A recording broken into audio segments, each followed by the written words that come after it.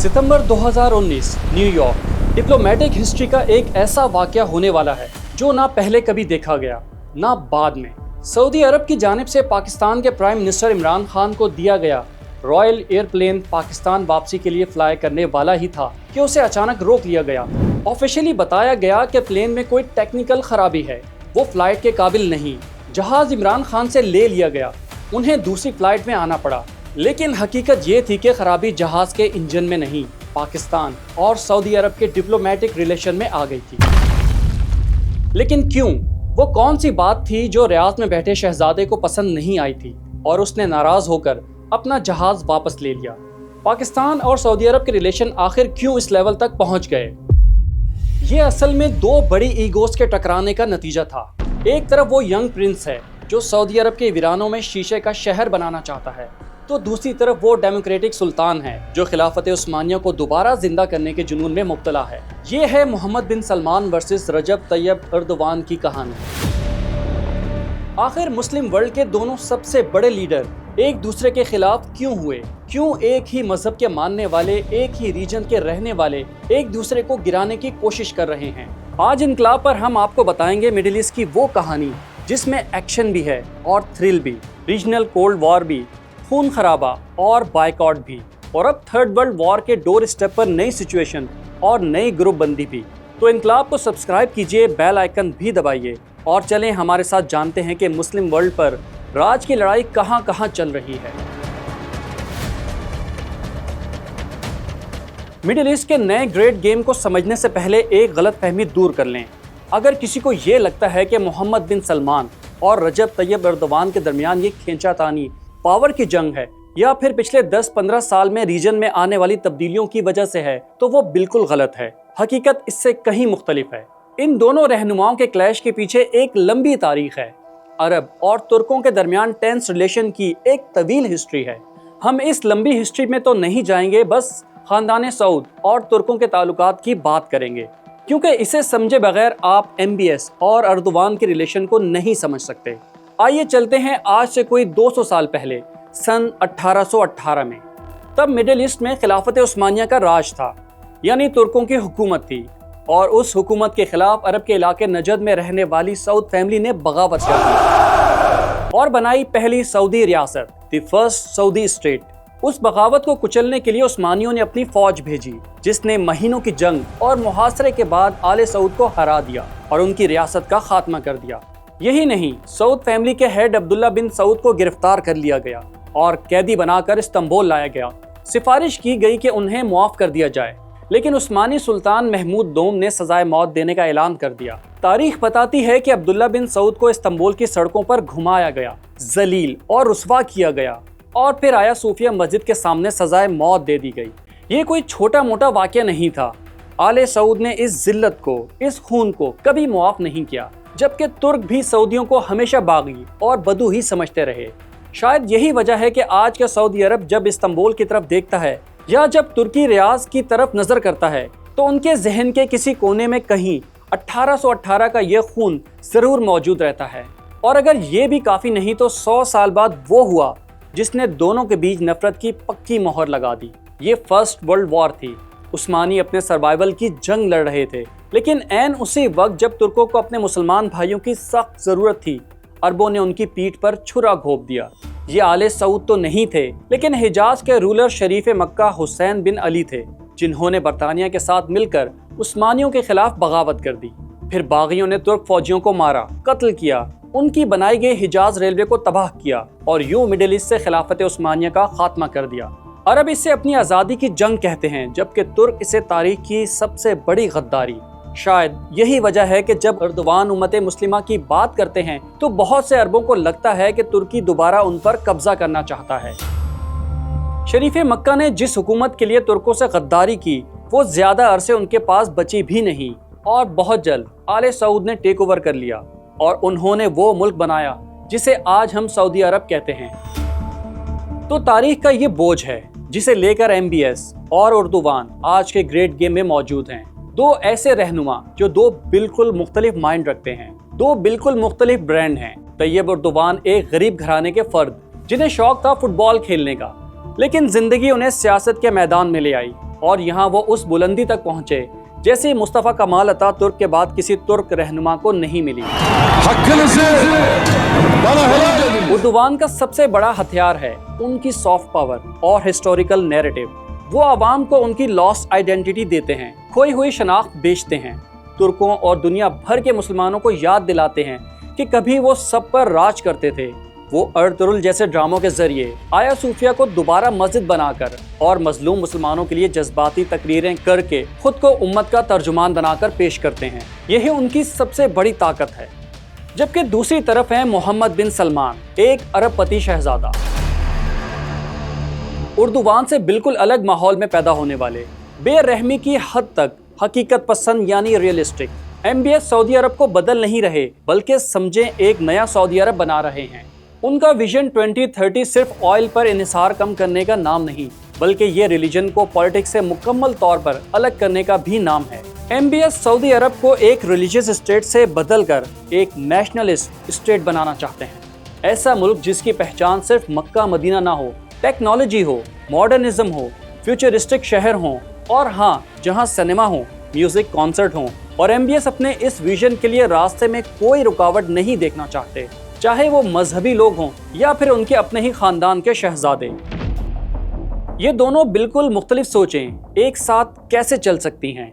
चलें अपने अपने मुल्कों तक ही लिमिटेड रहती तो भी काम चल जाता, लेकिन रीजन में इतना कुछ हुआ कि सऊदी अरब और तुर्की का क्लैश कंपलसरी हो गया। सबसे पहले आई अरब स्प्रिंग। अरब मुल्कों में ऐसी मूवमेंट हुई जिसके बाद एक एक करके डिक्टेटर खत्म होने लगे।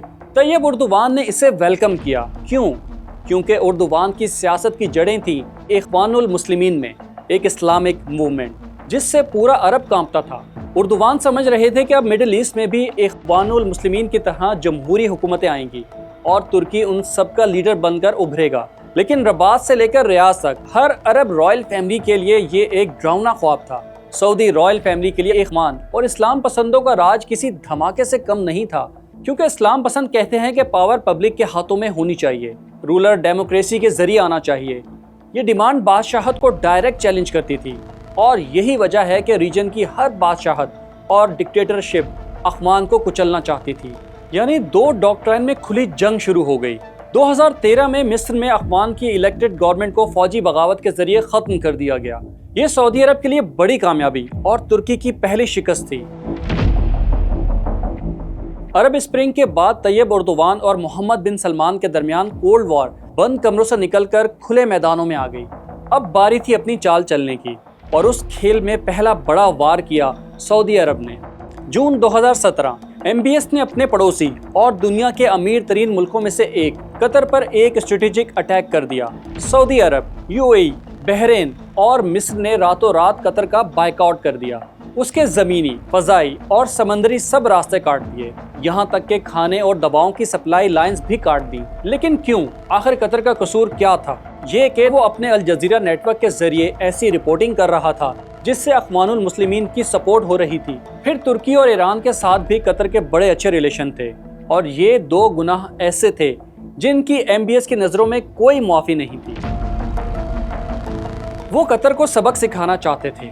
सऊदी कैंप को यकीन था कि कतर जैसा छोटा मुल्क जो अपनी 90% फूड सप्लाई इंपोर्ट करता है कुछ दिन में ही घुटने टेक देगा। लेकिन एक बड़ी गलती हो गई।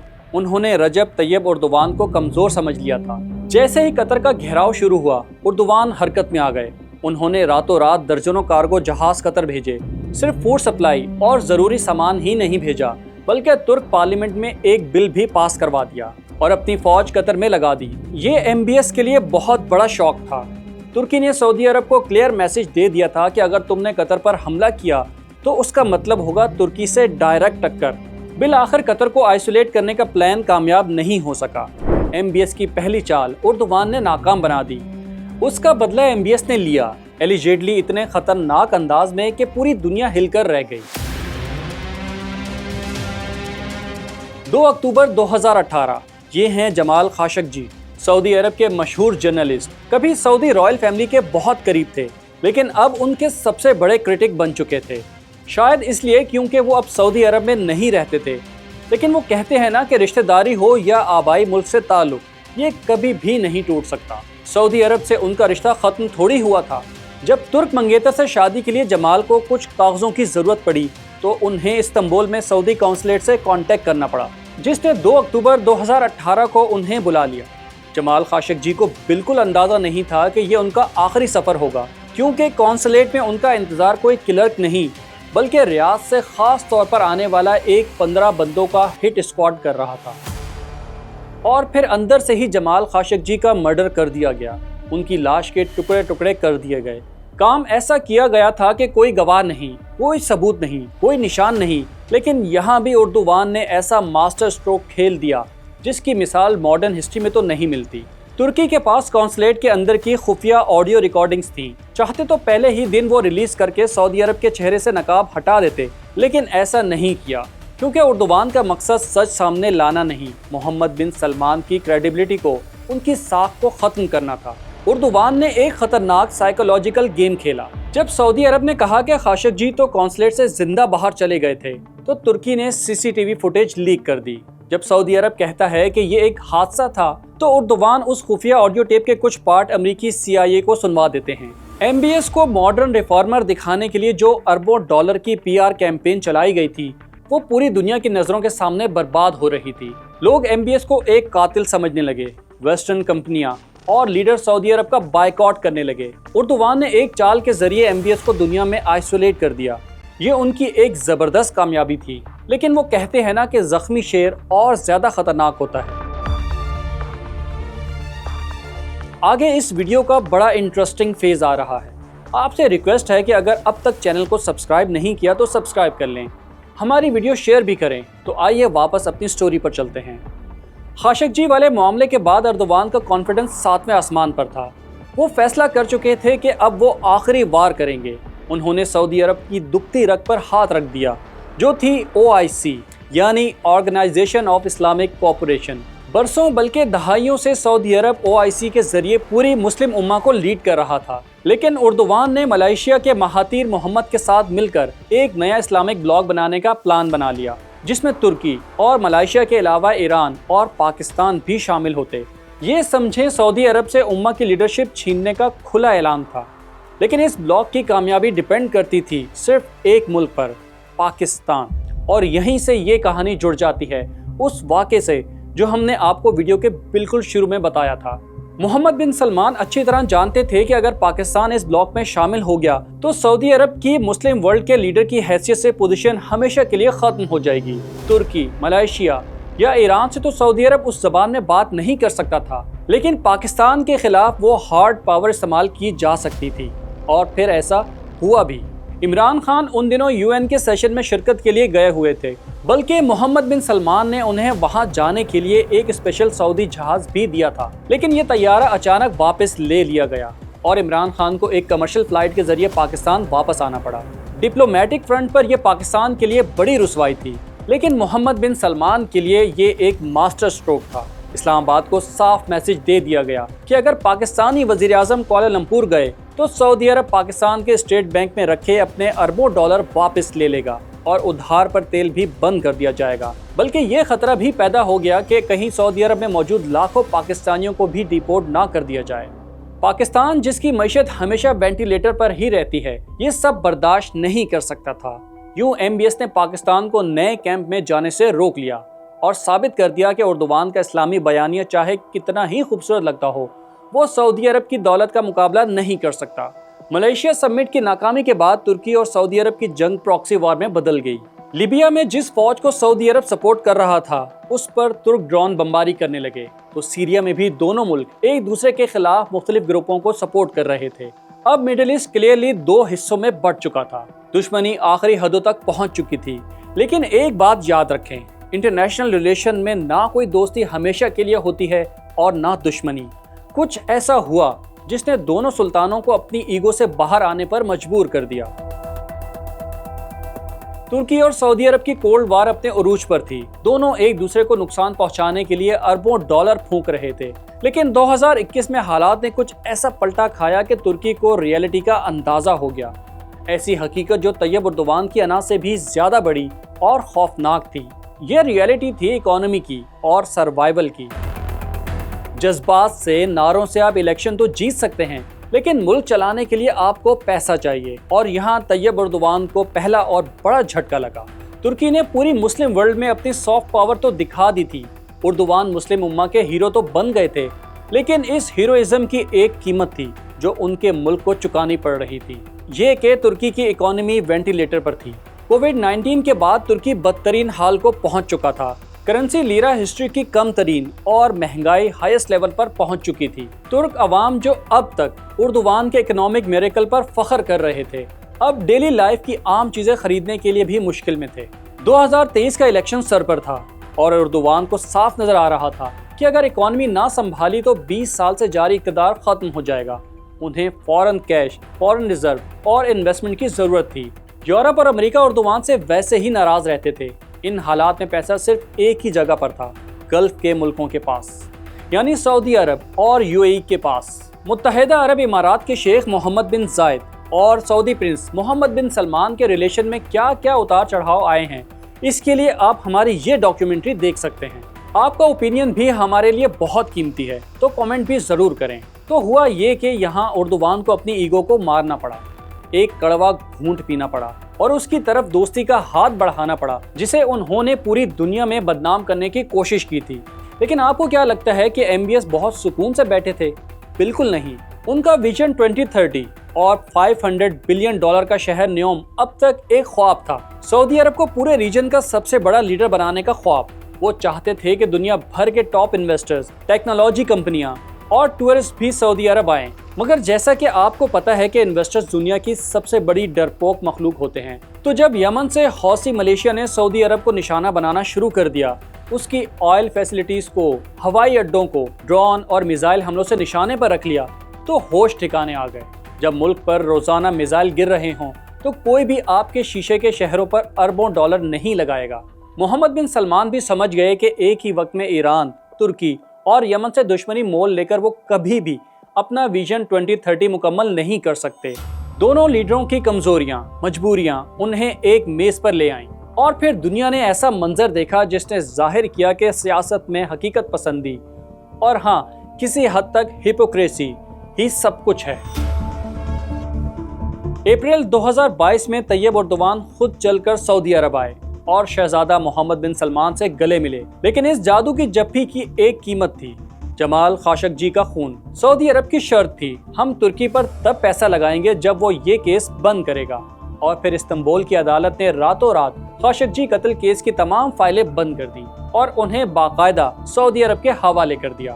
اردوان نے ہتھیار ڈال دیے، پیسے نے ایگو کو اور سیاست نے انصاف کو ہرا دیا۔ سعودی عرب نے ترکی کے سینٹرل بینک میں $5 ارب جمع کرائے، اربوں ڈالر کے معاہدے کیے۔ اردوان نے 2023 کا الیکشن جیت لیا اور MBS نے اپنے سب سے بڑے دشمن کو خاموش کرا دیا۔ ترکی سے دوستی کے بعد محمد بن سلمان نے ایک بڑا جوا کھیلا۔ انہوں نے سیریا کے ڈکٹیٹر بشار الاسد کو معاف کر دیا اور سیریا کو واپس عرب لیگ میں بھی شامل کر لیا۔ MBS کے ذہن میں تھا کہ وہ بشار الاسد کو پیسے دے کر انہیں ایران کے اسفیئر آف انفلوئنس سے نکال لیں گے اور ترکی کو بھی ہرا دیں گے۔ یہ ان کی چیک بک ڈپلومیسی کا ایک بڑا وار سمجھا جا رہا تھا، لیکن اردوان خاموشی سے یہ سب کچھ دیکھ رہے تھے۔ وہ جانتے تھے کہ سیریا میں حالات جس نہج پر آ چکے ہیں، اب فیصلہ ڈرائنگ روموں میں نہیں، میدان میں ہوگا، اور میدان میں راج تھا ترکی کے حمایت یافتہ لوگوں کا۔ دسمبر 2024 میں ترکی کی حمایت رکھنے والی فری سیرین آرمی ایک کے بعد دوسرا شہر فتح کرتی چلی گئی اور صرف 13 دن میں بشار الاسد کی حکومت ختم ہو گئی۔ وہ بھاگ کر روس چلا گیا اور دمشق پر فری سیرین آرمی کا قبضہ ہو گیا۔ یہ محمد بن سلمان کی بڑی ڈپلومیٹک اور اسٹریٹجک ہار تھی اور طیب اردوان کے لیے ایک عظیم کامیابی۔ انہوں نے دکھا دیا کہ ان کی سافٹ پاور اور پراکسی وار MBS کی دولت کو بھی ہرا سکتی ہے۔ اب سیریا جو کبھی ایران اور روس کا گڑھ تھا، مکمل طور پر ترکی کے انفلوئنس میں آ چکا تھا۔ MBS نے اپنی اگلی چال چلی، فوراً اپنی پالیسی بدلی اور سیریا کی نئی حکومت کو تسلیم کر کے وہاں ری کنسٹرکشن کے نام پر پیسہ پھینکنا شروع کر دیا۔ شطرنج کی بساط پر ایک کے بعد دوسری چال چلی جا رہی تھی۔ ترکی کی بندوق اور سعودی عرب کی دولت کے درمیان ٹکر کا مقابلہ چل رہا تھا کہ اچانک غزہ کی راکھ سے وہ طوفان اٹھا جس نے مڈل ایسٹ کیا پوری دنیا کو لپیٹ میں لے لیا۔ حالات 2026 میں ایک فل اسکیل وار میں بدل چکے ہیں۔ امریکہ اور اسرائیل ایران کے خلاف کھلی جنگ لڑ رہے ہیں तेहरान और तल अवीव पर तो हमले हो ही रहे हैं। कुवैत से लेकर रियाद तक और दोहा से लेकर दुबई तक रीजन का हर शहर हमलों की जद में है। तुर्की नेटो की अम्ब्रेला के नीचे है। ईरान से उसकी कोई डायरेक्ट दुश्मनी नहीं। इसराइल भी तुर्की की शक्ल में कोई नया दुश्मन नहीं खड़ा करना चाहेगा। लेकिन सऊदी अरब इस वक्त दोराहे पर खड़ा है। उसके शहर, उसकी ऑयल फील्ड हमलों की जद में है। इस खौफनाक सूरत हाल में मोहम्मद बिन सलमान का रिएक्शन क्या है? अब तक तो रेस्ट्रेंट है, बहुत ज्यादा तहम्मुल और सब्र, क्योंकि वो जानते हैं कि अगर सऊदी अरब इस जंग में कूदा तो विजन 2030 उसी दिन खत्म हो जाएगा। जबकि तैयब एर्दोगान खामोशी से बैठे ये सब देख रहे हैं, बल्कि ये खामोशी नहीं, नेक्स्ट मूव चलने का इंतजार है। ये जंग तुर्की के लिए नई अपॉर्चुनिटीज खोल सकती है। उनके बड़े हरीफ कमजोर पड़ रहे हैं। ईरान जो सीरिया में तुर्की का हरीफ बन रहा था, और दूसरी तरफ सऊदी अरब। इस अफरा तफरी में तुर्की मिडिल ईस्ट की वाहिद पावर दिखाई दे रहा है जो महफूज है, पावरफुल है और नेटो मेंबर भी है। एर्दोगान को इस वक्त कुछ करने की जरूरत ही नहीं, क्योंकि उनके दुश्मन खुद आपस में लड़ रहे हैं। अब बॉल MBS के कोर्ट में है। होगा क्या? जंग खत्म होने के बाद शाम, इराक और लबनान में जो पावर वैक्यूम पैदा होगा उसे कौन फिल करेगा?